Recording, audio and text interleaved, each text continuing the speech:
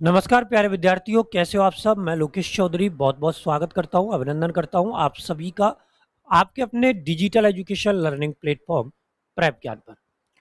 तो प्यारे विद्यार्थियों, हम लास्ट सेशन में बात कर रहे थे कैलेंडर के बारे में।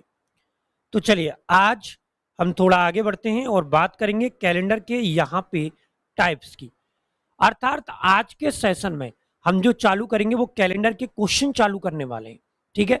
क्योंकि थ्योरी में आपको लास्ट जो पॉइंट था उसमें लिखा चुका हूं। तो आज हम बात करेंगे टाइप की। तो टाइप नंबर सबसे पहले हम जो पढ़ेंगे वो पढ़ेंगे फर्स्ट, ठीक है। और टाइप नंबर टाइप नंबर जो फर्स्ट है, इसका जो नाम होगा वो होगा किसी व्यक्ति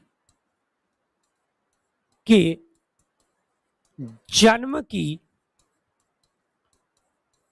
तारीख निकालना। किसी व्यक्ति के जन्म की क्या निकालना, तारीख। चलिए सबसे पहला जो यहां पे आपका टाइप बनेगा कैलेंडर में वो बनेगा कि किसी भी व्यक्ति के जन्म की क्या निकालना, तारीख। देखिए सबसे पहले मैं आपको बता दूं कि इसका क्वेश्चन जो होता है वो थोड़ा बड़ा होता है, इसीलिए हमें पूरा क्वेश्चन लिखने की आवश्यकता नहीं है। हम यहाँ पे जो क्वेश्चन समझेंगे वो थोड़ा शॉर्ट में समझेंगे। जो क्वेश्चन समझेंगे वो कैसे समझेंगे, शॉर्ट में। जैसे सपोज कीजिए कि आपको कोई एग्जाम्पल के तौर पे यहाँ पे दिया गया, आपको बोला गया कि कोई व्यक्ति है रमेश, और रमेश का जो जन्म है, ठीक है, वो उसकी बहन के अनुसार, किसके अनुसार, बहन के अनुसार, बहन के अनुसार 5 से और कितनी तारीख के मध्य हुआ है, तो 5 से 10 तारीख के मध्य हुआ है। मतलब रमेश का जो जन्म हुआ है वो बहन के अनुसार 5 से और कितनी तारीख के मध्य हुआ है, 10 तारीख के मध्य। क्लियर। तथा मान लीजिए हमने बोला कि मां के अनुसार जो जन्म हुआ है वो हुआ है 7 से और 12 तारीख के मध्य, जबकि पिता के अनुसार जो उसका जन्म हुआ है वो हुआ है 8 से और कितनी तारीख के मध्य, 13 तारीख के मध्य। समझ में आई बात क्या कह रहा हूं मैं। रमेश कोई व्यक्ति है, उस रमेश का जो जन्म हुआ है वो उसकी बहन के अनुसार 5 से 10 के बीच में, मां के अनुसार 7 से 12 के मध्य, पिता के अनुसार 8 से और कितनी तारीख के मध्य हुआ है, 13 तारीख के मध्य। इसका जो मतलब होगा वो साफ ये होगा कि यहां पे डेट आएगी 6, 7, 8 और कितनी आ गई, 9। यहां पे डेट आएगी 8, 9, 10 और कितनी आ गई, 11। यहां पे अगर डेट की बात करें तो यहां पे आएगी 9, 10, 11 और यहां पे कितनी आ गई, 12। देखिए ऐसे क्वेश्चंस में आपको ये याद रखने की आवश्यकता है कि ये जो डेट आपको दी है ना, ये वाली, इन डेट से हमें कोई मतलब नहीं है। साथ में हमें इन डेट से भी कोई मतलब नहीं है। मतलब आपको जो दो डेट दी गई हैं, इन दोनों डेटों से हमें यहां पर कोई मतलब नहीं है। मतलब सीधा अगर हम कहें तो इन डेटों से यहां पे कोई रिलेशन नहीं है। क्लियर हो गई बात। अब सवाल ये उठता है कि चलिए ये बात तो ठीक है कि डेटों से कोई संबंध नहीं है, ठीक है, हमें इस चीज से कोई तकलीफ नहीं है, ठीक है।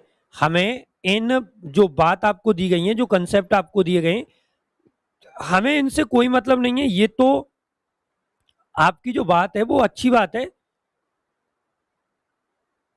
ठीक है। इस बात से हम यहाँ पे डिनाई नहीं कर रहे। जो कंसेप्ट आपको दिया है इससे हम यहाँ पे डिनाई नहीं कर रहे। क्या नहीं कर रहे, डिनाई नहीं कर रहे। क्यों? क्योंकि जो प्रश्न आपको दिया गया है उसमें आपको यहाँ पे क्लियर ये बोला गया है कि उसका जन्म जो है ना वो इन तारीखों के मध्य में हुआ है। कहाँ हुआ है, मध्य में। अब हमें इसके लिए क्या करना है, हमें केवल एक छोटा सा काम करना है इसमें। और वो छोटा सा काम क्या है, हमें केवल इन डेटों के बीच की एक डेट के बारे में पता करना है, जो डेट आपकी यहां पे कैसी आ रही है, कॉमन। मतलब हमें जिस डेट का यहां पे निर्धारण करना है वो डेट आपकी कैसी होनी चाहिए, कॉमन होनी चाहिए। अगर हम इन सब में देखें तो आप देख सकते हैं कि यहाँ पे कॉमन जो संख्या आपकी हमें दिख रही है वो कितनी दिख रही है, 9। ठीक है, तो यहां पे इसका मतलब होगा कि उसका जो जन्म होगा वो आपका कितनी तारीख को माना जाएगा, 9 तारीख को। क्लियर। अब यहां पे आप क्या करेंगे, केवल यहां पे आपको ये चीज याद रखनी है कि 2 या 2 से अधिक, 2 या 2 से अधिक व्यक्तियों के द्वारा कहे गए, 2 या 2 से अधिक व्यक्तियों के द्वारा कहे गए कथन में जो भी कॉमन हो, जो भी क्या हो, कॉमन हो, वह उस व्यक्ति के जन्म की तारीख कहलाती है। ठीक है, पॉइंट समझ में आया क्या बोला मैंने? मैंने आपको यहां पे क्लियरली क्या पॉइंट समझाया है, देखो पढ़ के। आपको यहां पे जो कंसेप्ट दिया गया है उसमें आपको क्लियर यहां पे ये मेंशन किया गया है कि 2 या 2 से अधिक व्यक्तियों के द्वारा, मतलब 2 और मोर देन 2, 2 या 2 से अधिक व्यक्तियों के द्वारा कहे गए कथन में जो भी कॉमन हो, और कॉमन को हिंदी में हम लोग कहते हैं ओवेनिस्ट। ठीक है, जो भी कॉमन हो, जो भी क्या हो, कॉमन, वह उस व्यक्ति के जन्म की क्या कहलाती है, तारीख। तो जब भी आपको इस प्रकार की कोई भी डेट आपको दे रखी है, आपको केवल कॉमन चेक करना है, और कॉमन चेक में जो भी संख्या कॉमन आ रही है वह उस व्यक्ति के जन्म की क्या कहलाएगी, तारीख कहलाएगी। क्लियर होगी बात? चलिए, एक यहां पे देखिए, राम का जन्म आपसे पूछा गया है। ठीक है, बाई के अनुसार जो जन्म हुआ है वो 10 से और कितनी तारीख के मध्य हुआ है, 10 से 15 तारीख के मध्य हुआ है। ठीक है, पिता के अनुसार जो जन्म हुआ है वो हुआ है 11 से और यहां पे कितनी तारीख के मध्य, 16 तारीख के मध्य। ठीक है, और मां के अनुसार जो जन्म हुआ है वो हुआ है 13 से और कितनी तारीख के मध्य, 17। अब मैंने आपसे पूछा कि बताइए कि राम का जो जन्म हुआ है वो कब हुआ है। अब ये निकालने के लिए क्या करना है, यहां पे सबसे पहले इनके बीच की जो डेट है उन डेटों को आप लिखेंगे। यहां पे डेट कितनी आ गई, 11, 12, 13, और यहां पे कितनी आ गई, 14। ठीक है, यहां पे डेट आ गई 12, यहां पे 13, यहां पे 14, और यहां पे कितनी आ गई, 15। क्लियर। यहां पे देखिए 14, यहां पे 15, यहां पे 16। ठीक है, ये 3 डेट आपकी यहां पे आ रही है। अब हमें केवल क्या करना है, हमें केवल इस क्वेश्चन में एक छोटा काम करना है कि इस सभी में हमें केवल आपको क्या देखने की आवश्यकता है, कॉमन। मतलब आप जो यहां पे चेक करोगे वो कॉमन चेक करोगे। ठीक है, अब कॉमन क्या है यहां पे ध्यान दो। यहां पे अगर देखें तो देखो, एक तो यहां पे आ रहा है 14, एक 14 यहां पे आ रहा है, एक 14 यहां पे आ रहा है कि नहीं आ रहा? तो इससे साफ स्पष्ट होता है कि उसका जो जन्म हुआ है वो कितनी तारीख को हुआ है। तो ये जन्म हुआ है कितनी तारीख को, 14 तारीख को। तो कहने का जो मतलब है वो साफ है, स्पष्ट है कि जब 2 या 2 से अधिक व्यक्तियों के द्वारा जो भी कथन यानी कि स्टेटमेंट आपको दिया जाता है, उस स्टेटमेंट में जो भी नंबर, जो भी संख्या आपकी कॉमन आ रही है वह संख्या उस व्यक्ति के जन्म की क्या कहलाएगी, तारीख कहलाएगी। बोलिए बात समझ में आई कि नहीं आई? जन्म की क्या हो गई, तारीख हो गई। अब इसके बाद यहां पे पहला टाइप क्लियर हुआ आपका। चलिए अब बढ़ते हैं टाइप नंबर किसकी ओर, सेकंड की ओर। देखिए टाइप नंबर जो सेकंड आपका चलेगा इसके बाद, वो चलेगा पॉइंट, किसमें, पॉइंट में दी गई वर्षों को बदलना। आपको यहां पे चेंज करना है, ईयर्स चेंज करनी है, लेकिन कौन सी ईयर्स चेंज करनी है आप देख सकते हैं, आपके सामने लिखा हुआ है, हमें उन वर्षों को चेंज करना है जो किसमें दी गई हो, पॉइंट में। ये बिल्कुल नया पैटर्न है। मतलब अगर कोई वर्ष आपकी ऐसी हो जो पॉइंट में आपको दे रखी हैं, उनको अगर हम एक्सचेंज करेंगे तो कैसे करेंगे। देखो ये जो क्वेश्चन आपको दिख रहा है पॉइंट वाला, इसके बारे में आप सभी बच्चों को ये ध्यान रखना है कि इसका जो क्वेश्चन सबसे पहले पूछा गया था वो पूछा गया था एनटीपीसी 2021 में। मतलब जो आपका पेपर हुआ था एनटीपीसी का, उसके 2021 के पेपर में यहां से क्वेश्चन पुटअप हुआ था। क्वेश्चन था आपका एग्जाम्पल था आपका कि 8 पॉइंट, ठीक है, 8 पॉइंट और यहां पे दे दिया आपको 8 वर्षों को वर्ष, माह व दिन में कैसे लिखेंगे, कैसे लिखेंगे, ये क्वेश्चन दिया आपको। आपको यहां पे एक साफ और सुथरा और सिंपल क्वेश्चन दिया गया था, और क्वेश्चन में आपको क्या दिया गया था, 8 पॉइंट, कितनी वर्षों को पूछा गया है, 8 वर्षों को।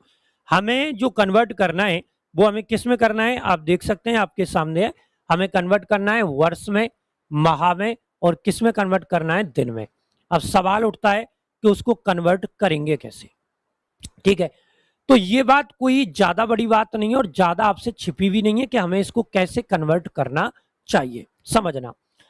देखो यहां पे अगर मान लो मैं आपको कहता कि मेरे पास 1.40 रुपए हैं, मेरे पास जो पैसे हैं वो पैसे मेरे पास कितने, 1.40, सपोज दैट मेरे पास पैसे हैं, लेकिन कितने पैसे हैं, तो मेरे पास हैं 1 पॉइंट कितने, 40।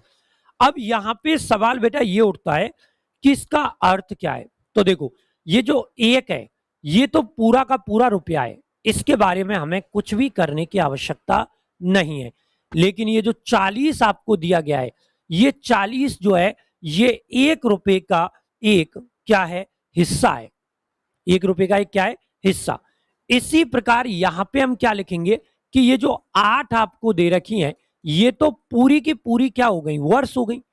8 जो आपको दे रखी हैं ये तो पूरी की पूरी क्या हो गई, वर्ष हो गई, ठीक है। अब मुझे जो कन्वर्ट करना है वो मुझे कन्वर्ट करना है 0.8 वर्ष को। ये जो 0.8 वर्ष आपको दी गई है ये 0.8 वर्ष नहीं है, ये 1 वर्ष का एक हिस्सा है। अब इसको अगर हम कन्वर्ट करेंगे तो 0.8 वर्ष को हमें किस में कन्वर्ट करने की आवश्यकता है, माह में। किस में बदलना है, माह में। अगर इसको माह में बदलेंगे तो आप सभी जानते हैं कि 1 वर्ष में जो महीने होते हैं वो कितने होते हैं, 12। तो अगर हमें इसको महीनों में कन्वर्ट करना है तो मल्टीप्लाई कितने से करना है, 12 से। अब कर दीजिए, 12 8 कितने हो गए, 96।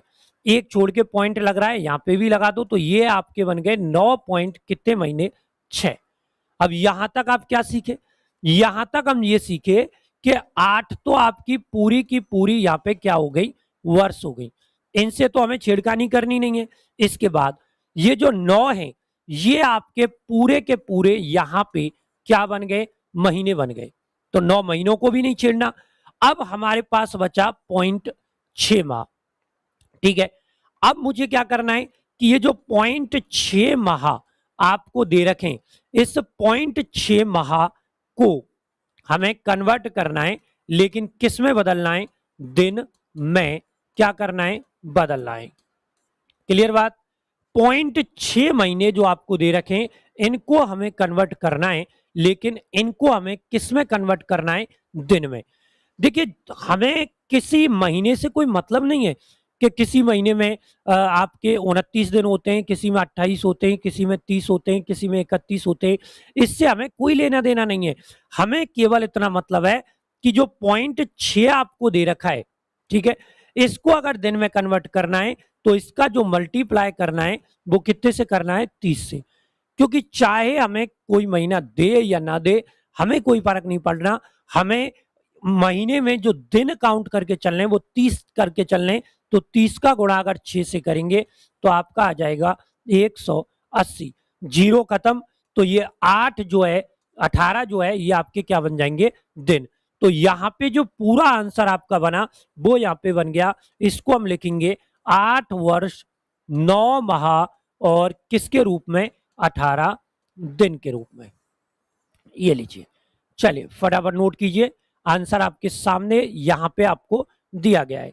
क्लियर है? 8 वर्ष कितने महीने दे रखे हैं आपको 9 माह और कितने दिन दे रखे हैं 18।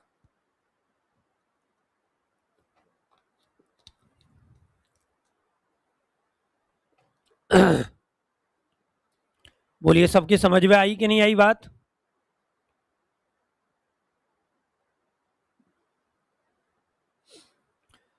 चले आगे नेक्स्ट पॉइंट की ओर।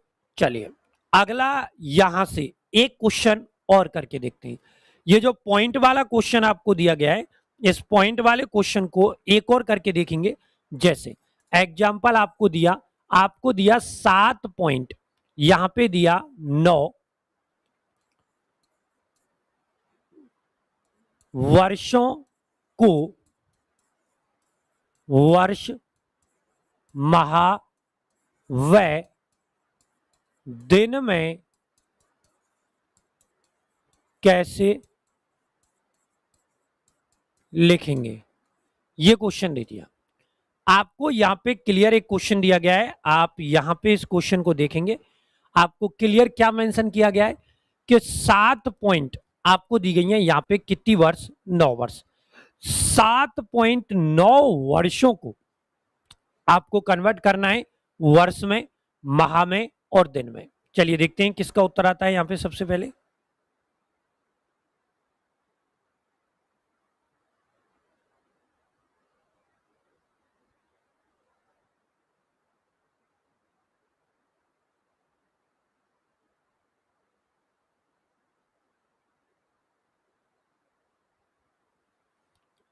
देखें कन्वर्ट करके। आइए यहां पे सबसे पहला काम क्या करना है आप ये सोचो। यहां पे आपको जो दिया गया है उसमें सबसे पहला जो काम करना है वो आपको ये करना है कि ये जो 7 दे रखा है, ये 7 जो आपको दे रखा है, ये 7 तो आपकी पूरी की पूरी यहां पे क्या बन गई वर्ष। इन 7 को हमें छेड़ने की आवश्यकता नहीं है, ये तो कंप्लीट वर्ष है। इसके बाद आपको दिया है 0.9 वर्ष। कितनी वर्ष दी है 0.9। अब ये जो 0.9 वर्ष है को आपको कन्वर्ट करना है, किसमें कन्वर्ट करना है माह में क्या करना है बदलना है। 0.9 वर्ष को किसमें कन्वर्ट करना है माह में। कैसे करेंगे, पॉइंट जो 9 आपको दिया गया है इसका मल्टीप्लाई कितने से कर देंगे 12 से। ठीक है, ये जो 0.9 आपको दिया गया है इसको हमें कन्वर्ट करना है, लेकिन किस में कन्वर्ट करना है आप देख सकते हैं आपके सामने है। तो इसको हमें जो कन्वर्ट करना है वो किस में कन्वर्ट करना है महीने में। ठीक है, अब महीने में कन्वर्ट करना है तो क्या करेंगे 0.9 का गुणा 12 से कर दो तो ये आपका बन जाएगा कितना 108। कितना छोड़ के पॉइंट है एक छोड़ के, यहाँ पे एक छोड़ के पॉइंट लगा लो, ये आपके बन जाएंगे 10 पॉइंट कितने महीने 8। ठीक है, अब क्या करेंगे बताइए, 7 तो आपकी पूरी की पूरी क्या हो गई वर्ष, 10 आपके पूरे के पूरे यहाँ पे क्या निकल के आ गए माह। अब आपके पास जो बचा है वो बचा है 0.8 और 0.8 का मल्टीप्लाई कितने से करना है तो यहाँ पे करना है 30 से। अब 30 का गुणा 8 से कर दो तो ये आपका आ जाएगा 240। अब 240 आ गया तो यहाँ पे पॉइंट लगाया, जीरो क्या हो गई खत्म। तो आपका जो आंसर आएगा वो आएगा 7 वर्ष 10 माह और कितने दिन हो जाते हैं तो यहां पे आपके हो जाते हैं कितने दिन 24। ये आपका यहां पे आंसर बन गया। क्लियर हुआ सबका? चलिए नोट कीजिए फटाफट, जो क्वेश्चन आपके सामने है इसको फटाफट नोट कर लो सभी।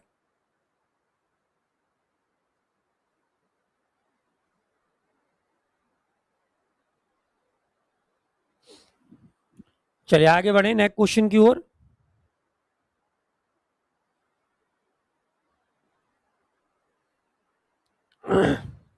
देखिए अब जो इसके बाद जो पॉइंट आएगा आपका वो नेक्स्ट जो टाइप आएगा उस टाइप के बारे में हम बात करेंगे। टाइप नंबर कौन सा चलेगा आपका तीसरा। टाइप नंबर जो थर्ड है उसके बारे में अगर हम बात करें तो ये टाइप नंबर थर्ड जो है ये चलेगा किसी या किसी दिनांक, लिख लो आप इसकी जगह, किसी दिनांक का वास्तविक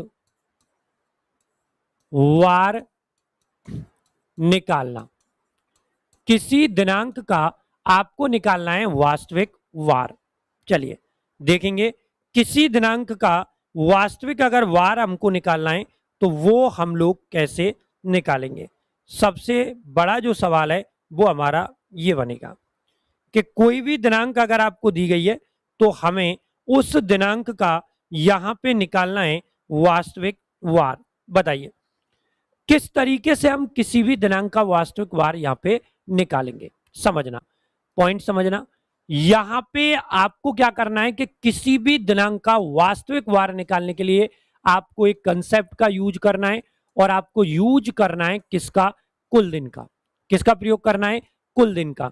देखिए कुल दिन का अगर प्रयोग करना है तो इसका एक फॉर्मूला हमारे पास होता है D plus M plus Y plus C plus L और अपॉन अपने को करना है 7।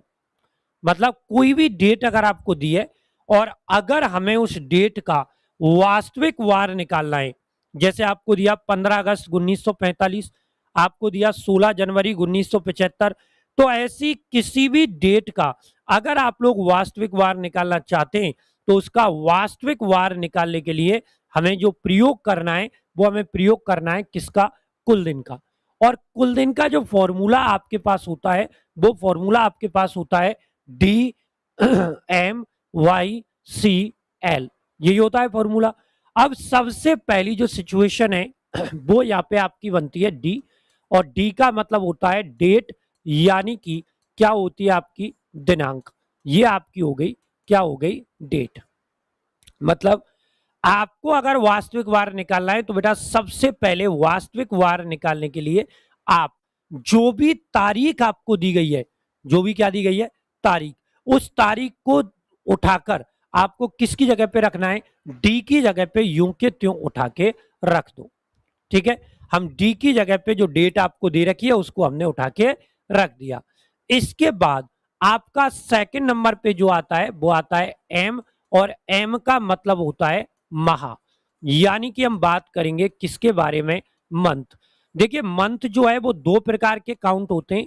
एक तो आपके होते हैं कौन सी वर्ष के, साधारण वर्ष के क्या होते हैं, माह। और एक आपके यहां पे बनते हैं लीप वर्ष के माह। यानी कि जो महीने आपके सामने होते हैं ये महीने आपके दो प्रकार के होते हैं, जिनमें पहला जो होता है वो होता है साधारण वर्ष का महीना, और जो दूसरा होता है वो आपका होता है कौन सी वर्ष का महीना, लीप वर्ष का महीना। क्लियर हो गई बात। चलिए यहां तक पॉइंट को क्लियर करो भाई।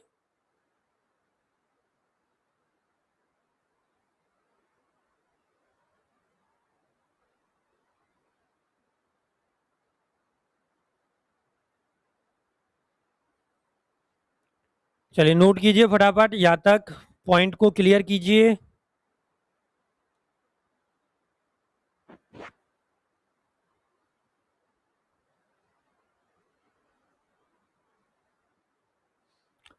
हो गया सबका यहां तक। क्या बोला गया है आपको, पॉइंट में ध्यान देना है आपको। क्या बोला गया है कि एम का मतलब क्या होता है, माह। कितने प्रकार के होते हैं, दो। एक तो होते हैं साधारण वर्ष के माह, और एक आपके होते हैं कौन सी वर्ष के महीने, लीप वर्ष के महीने। अब आपको यहां पे एक पॉइंट ध्यान रखने की आवश्यकता है।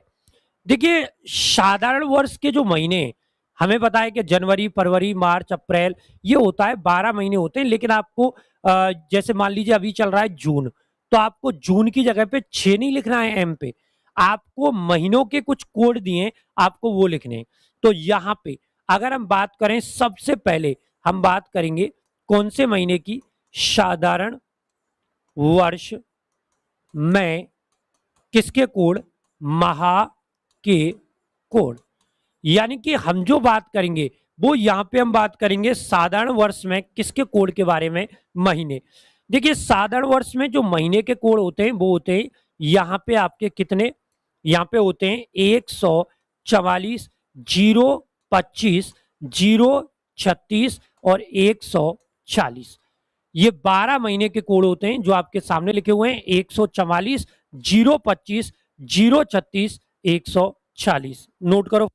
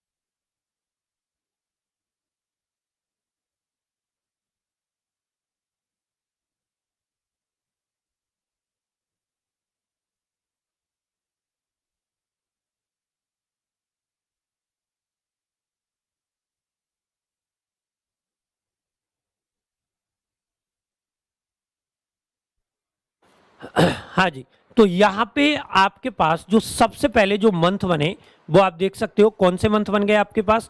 तो यहाँ पे साधारण वर्ष में आप देख सकते हो, आपके सामने जो दिए गए वो साधारण वर्ष में आपके सामने यहाँ पे क्लियर बोला गया है कि साधारण वर्ष में किसके कोड दिए गए, माह के।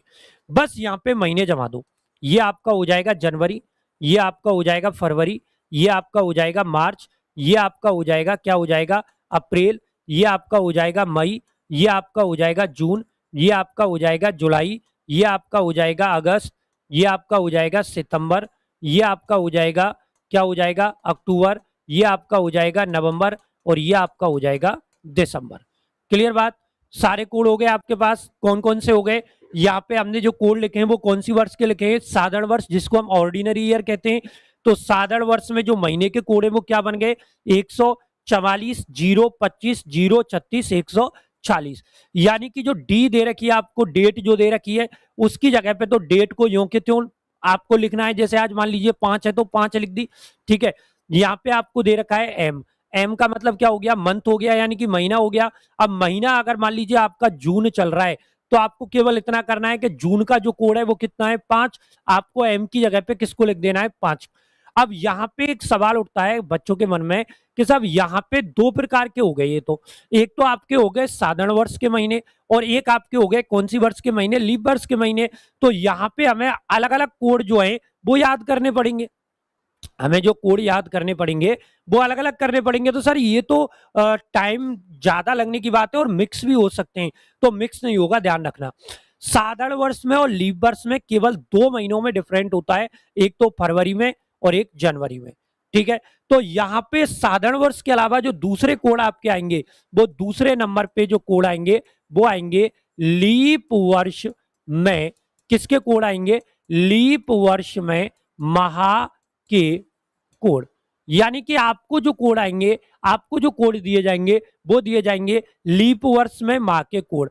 आपको केवल दो कोड को यहाँ पे चेंज करना है, एक तो जनवरी और एक आपको चेंज करना है यहाँ पे किसको, फरवरी को।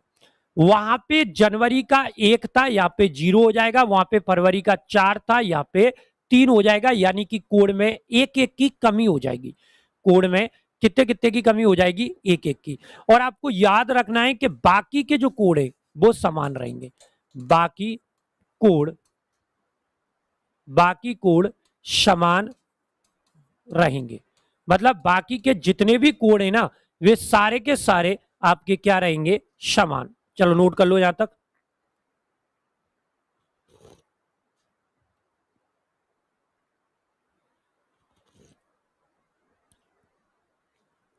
ठीक है, तो पॉइंट आपका क्या बना कि बाकी के जितने कोड होंगे वे आपके सारे के सारे यहाँ पे क्या हो जाएंगे, समान हो जाएंगे।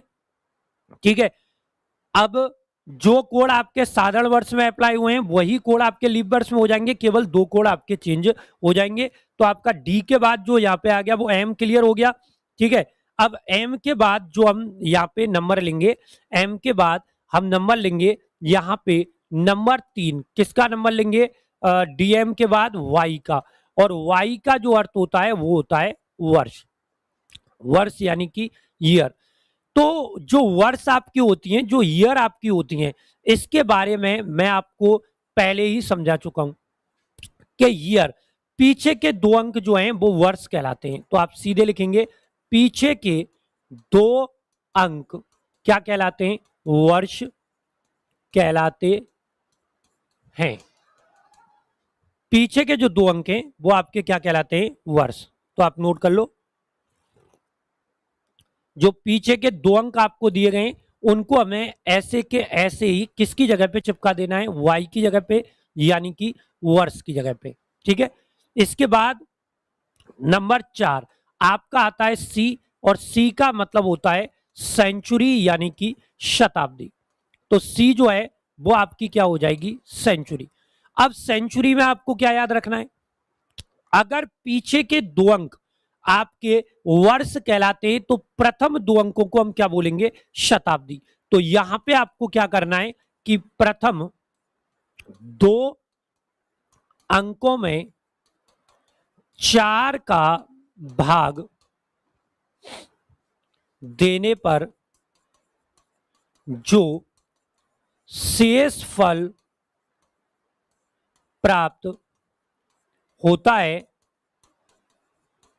उसे शताब्दी, उसे किसके कोड में देखेंगे, शताब्दी के कोड में देखेंगे। मतलब पीछे के जो 2 अंक हैं वो तो आपके क्या कहलाते हैं, वर्ष, और जो प्रथम 2 अंक हैं वो प्रथम 2 अंक जो हैं वो आपके यहां पे कहलाते हैं शताब्दी। ठीक है, अब आपको क्या करना है कि शताब्दी को कितने से डिवाइड करना है, तो भाई शताब्दी को हमें डिवाइड करना है 4 से। 4 से डिवाइड करने पर जो भी शेषफल आपको दिखे उसे शताब्दी के कोड में देखेंगे।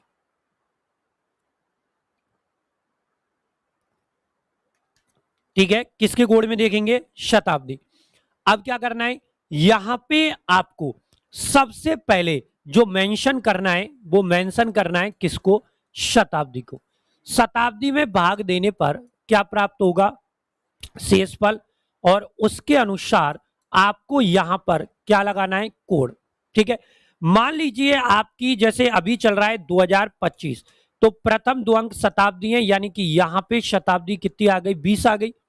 ठीक है, अब जो 20 आपके सामने आई है इसमें हम कितने का भाग दे लेंगे, 4 का। ठीक है, अब 20 में हमने 4 का भाग दिया, 4 का भाग देने पर जो शेषफल आया वो आपका क्या आया, 0।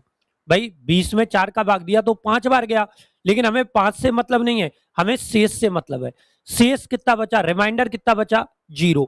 इसके अनुसार आप कोड लगाएंगे, और ध्यान रखना जब भी किसी भी शताब्दी में 4 का भाग देते हैं और शेषफल अगर आपका 0 बचता है तो उसका जो कोड है वो हमेशा फिक्स हो जाता है, और कोड उसका बन जाता है कितना, 6। ठीक है, अब जितनी शताब्दी आप भाग देते जाएंगे और यहां पर जो आपका जो शेषफल है वो जितना बचता जाएगा उधर से 2-2 की क्या करते जाएंगे, कमी। जैसे यहाँ पे 20 है, अगली सेंचुरी आगे 21, 4 से डिवाइड किया तो आपका जो शेष बचा वो बचा 1, और 1 का कोड होगा 4, कर दिया 2 कम। 21 के बाद आपका क्या आ जाएगा, 22, आपने 4 से डिवाइड किया तो यहाँ पे शेष आपका बच गया, कितना बच गया, 2, और यहां पे जो कोड लगाएंगे 2 का वो लगाएंगे कितना, 2। ठीक है, 22 के बाद आपका आ गया 23, और 23 में अगर 4 का भाग देंगे तो शेष बचेगा 3, और 3 का कोड आएगा कितना, 0। क्लियर हो गया यहां तक बात। अब 23 के बाद 24 आ गया, और 24 को 4 से डिवाइड करेंगे तो देखो वापस से क्या बचेगी, 0। फिर हम कोड क्या अप्लाई कर देंगे, 6। यानी कि कहने का मतलब साफ है, स्पष्ट है, जब हम किसी भी सेंचुरी में 4 का भाग देते हैं और 4 का भाग देने पर जो भी शेषफल आपका प्राप्त होता है उस शेषफल के अकॉर्डिंग हमें यहां पे क्या लगाना है, कोड लगाना है। मतलब जैसा जैसा शेषफल आपसे कहता जाए वैसे वैसे कोड जो है वो आप यहाँ पे अप्लाई करते जाएंगे। अगर 0 बचता जा रहा है, 6, 1 बच रहा है, 4, 2 बच रहा है, 2 और 3 बच रहा है, तो क्या आ जाएगा 0। क्लियर, यहां तक का मामला क्लियर हो गया आपका। अब इसके अलावा कंसेप्ट जो आपका लास्ट बचता है वो फॉर्मूले के अनुसार बचता है एल, और एल का मतलब होता है कौन सी वर्ष, लीप वर्ष। यानी कि अब जो हम बात करेंगे वो हम बात करेंगे लीप ईयर की। देखो, अगर आप थ्योरी वाला पोर्शन देखें, मतलब थोड़ा सा पीछे के जो सेशन है अगर उनकी तरफ आप जाएंगे तो पीछे के सेशंस में आपको एक चीज समझ में आएगी। आपको याद आएगा कि मैंने आपको लीबर्स के बारे में क्लियर पढ़ाया था। क्या पढ़ाया था कि लीबर्स जो है वो 4 वर्षों में कितनी आती है, एक आती है। तो जितनी वर्ष आपको दे रखी है उसमें 4 का भाग दे लो, लीप ईयर अपने आप आ जाएगी। ठीक है, तो यहां पे आएगा कि पीछे के 2 अंकों में, 2 अंकों में 4 का भाग, 4 का भाग जितनी बार पूरा पूरा चला जाए, 4 का भाग जितनी बार पूरा पूरा चला जाए, मतलब पीछे के 2 अंकों में 4 का भाग जितनी बार पूरा पूरा चला जाए वह किसकी संख्या कहलाती है, तो यह कहलाती है लीप वर्ष की, क्या कहलाती है, संख्या। लीप वर्ष की संख्या कहलाती है। समझ गए बात? मतलब पीछे के जो 2 अंक हैं उनमें 4 का भाग जितनी बार पूरा पूरा चला जाएगा उसको हम यहां पर बोलेंगे लीप वर्षों की संख्या। चलिए नोट कर लीजिए आप फटाफट। तो आपका पूरा जो फॉर्मूला है वो यहां पे क्लियर हो चुका है जो मैंने आपको यहां पे लिखाया है। ठीक है, किसी भी डेट का अगर आपको वास्तविक वार निकालना है तो आपको यहां पर किस तरीके से उसको निकालना है। ठीक है, सारे बच्चे निकाल लो उसको। अब इसके बाद जो आपका यहां के बाद जो आपका एक लास्ट नोट बचेगी तो वो नोट आपकी ये होगी।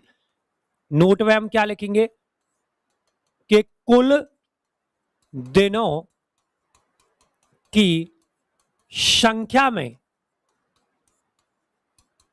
7 का भाग देने पर जो, कुल दिनों की संख्या में 7 का भाग देने पर जो शेष बचता है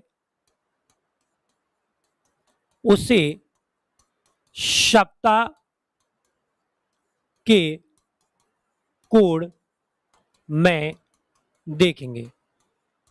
मतलब आपका साफ है कि कुल दिनों की संख्या में जब आप 7 का भाग देंगे तो 7 का भाग देने पर जो भी आपका शेष बचेगा उसे आप लोग जो देखेंगे वो आप लोग देखेंगे किसके कोड में, सप्ताह के कोड में, यानी कि वीक के कोड में। और सप्ताह के जो कोड है वो आपके इस तरीके से रहेंगे, ये रहेंगे सप्ताह के कोड। किसके कोड रहेंगे, सप्ताह। देखो सप्ताह में 0 का कोड जो होता है, मतलब जब शेष बचेगा 0 तो आपको वार लगाना है कौन सा, शनिवार। अगर आपका 1 बचता है तो आपका जो वार होगा वो होगा कौन सा, रविवार। अगर 2 आ रहा है तो आपका वार आ जाएगा कौन सा, सोमवार। अगर आपका 3 आ रहा है तो यहां पे आपका वार आ जाएगा कौन सा, मंगलवार। अगर आपका 4 बच रहा है तो आपका जो वार आएगा वो आएगा बुधवार। 5 पे जो आपका वार आएगा वो आएगा गुरुवार, और 6 पे जो आपका वार आएगा वो वार आपका आ जाएगा कौन सा, शुक्रवार। क्लियर बात? तो ये आपके टोटल क्या बन जाएंगे, वार बन जाएंगे। और इस प्रकार आप किसी भी दिनांक जो आपको दी गई है, कोई भी तारीख अगर आपको दी गई है तो आप उस तारीख का यहां पे निकाल सकते हैं कोई भी वार, चाहे वो आपको आज की डेट दी है, चाहे आपको 200 साल पहले की दी है, चाहे आपको 300 साल पहले की दी है। ठीक है, जैसे सपोज कीजिए आपको एक एग्जांपल दिया गया और आपको दिया गया कि 25 मार्च 2000, यहां पे आपको दिया गया 38 को कौन सा वार होगा। ये आपको एक क्वेश्चन दिया गया, आपको दिया गया कि 25 मार्च 2038 को कौन सा वार होगा, आपको ये निकालना है। अब इसके लिए आपको क्या यूज करना है, आप सब जानते हैं। यहां पे हम यूज करेंगे D plus M plus Y plus C plus L upon क्या यूज करेंगे 7। ठीक है, अब क्या लगाना है, ध्यान दो। डी का जो मतलब है वो है डेट से, और डेट आपको दे रखी है कितनी 25, प्लस प्लस का चिन्ह लगाया। एम, एम जो है मंथ है, यानी कि कौन सा मंथ दे रखा है, मार्च, और मार्च का जो कोड है वो फिक्स होता है कितना 4। वाई मतलब ईयर आपको दे रखी है कितनी 38। ये आपको बताया हुआ है कि पीछे के दो अंकों में 4 का भाग जितनी बार पूरा पूरा चला जाएगा वो लीप वर्षों की संख्या, सॉरी वो क्या, पीछे के जो दो अंक हैं वो आपके क्या कहलाएंगे, वर्ष।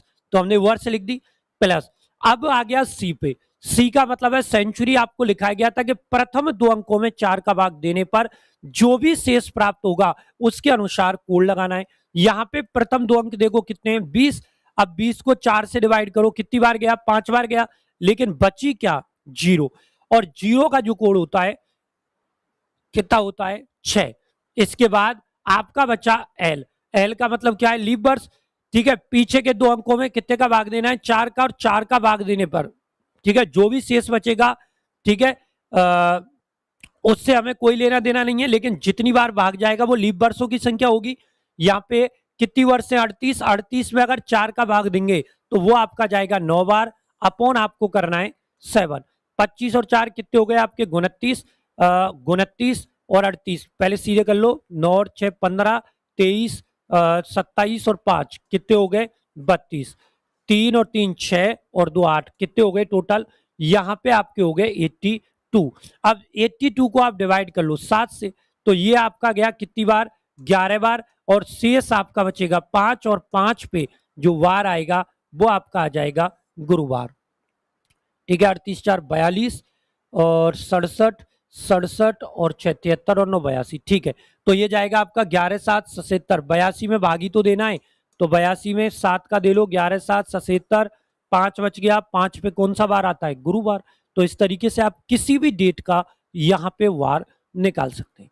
तो चलिए अब आपसे मुलाकात होगी कल के सेशन में फिक्स 9 बजे।